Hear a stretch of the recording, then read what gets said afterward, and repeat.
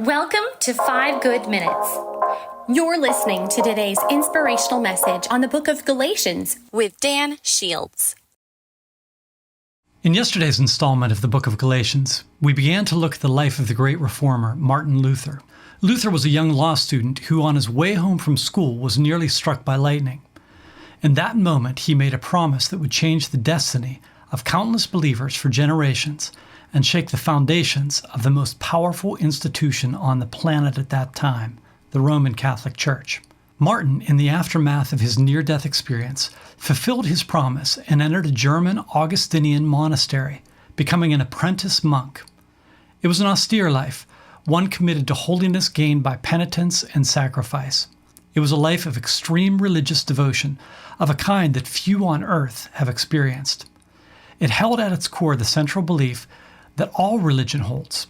That is, that one can only make themselves acceptable to God by the things they do or don't do. It's a religion of works. Because of this view, the monks in his monastery in Erfurt had many rituals of self-mortification that they commonly practiced. Self-inflicted punishments that they hoped would purge them of sin and somehow pay back God for their failings. It was a twisted manifestation of penance. Their days were arduous and difficult, but that wasn't enough. Many would put pebbles in their shoes before a long journey. Others would pray kneeling on rough stone floors for hours upon hours till the pain was unbearable.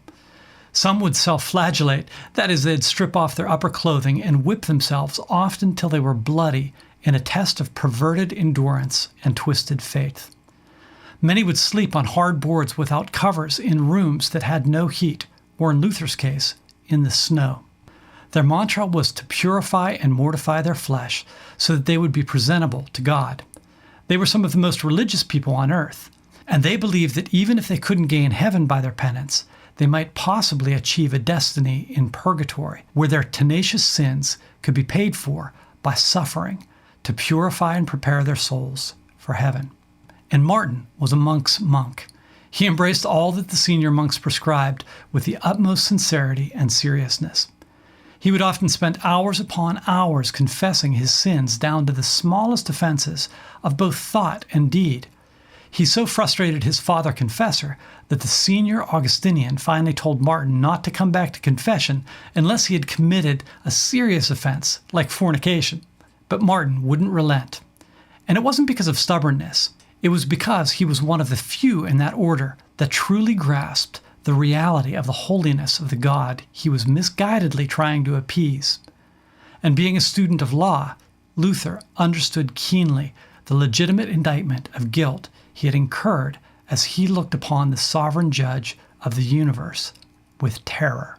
He understood much of God's holy nature and man's sinful one, but what he didn't yet understand was the power of grace. Then one cold, lonely night, as he pored through the sacred scriptures by candlelight, he opened the book of Galatians.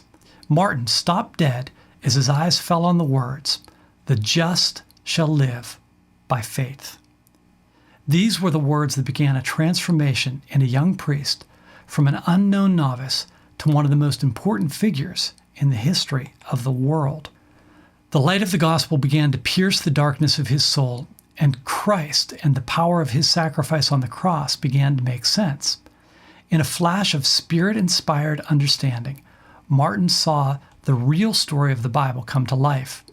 Yes, God was absolutely holy, far beyond what the most religious mind could conceive. And yes, we are all hopeless sinners. All have fallen short of the glory of God.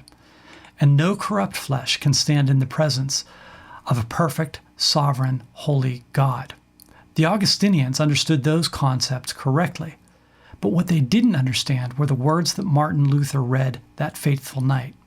The righteous, those who had right standing before God, who were forgiven and granted favor and sonship and access to heaven as beloved children, gained that standing not by the works they had done, not by good deeds or penitence and suffering, but through faith alone, in Christ alone.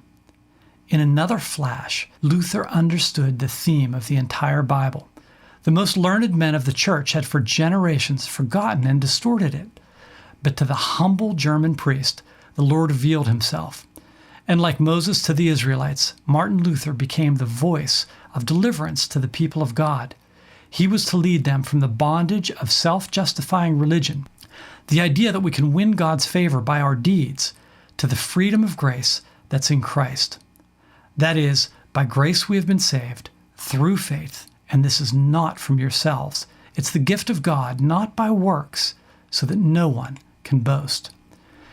This same Martin Luther, who could find no peace in contrition, penitence, and endless confession, would later in his famous 95 Theses write the words, "The gospel is a preaching of the incarnate Son of God, given to us without any merit on our part for salvation and peace." It's a word of salvation, a word of grace, a word of comfort, a word of joy, a voice of the bridegroom and the bride, a good word of peace.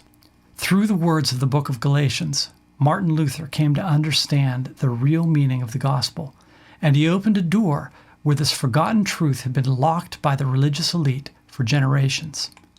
And by opening it and sharing it with others, he changed the world. Thanks for joining us here today. There's a lot of great content to explore on Orchard Hill Plus and on the Orchard Hill main feed from the weekend. Have a great day.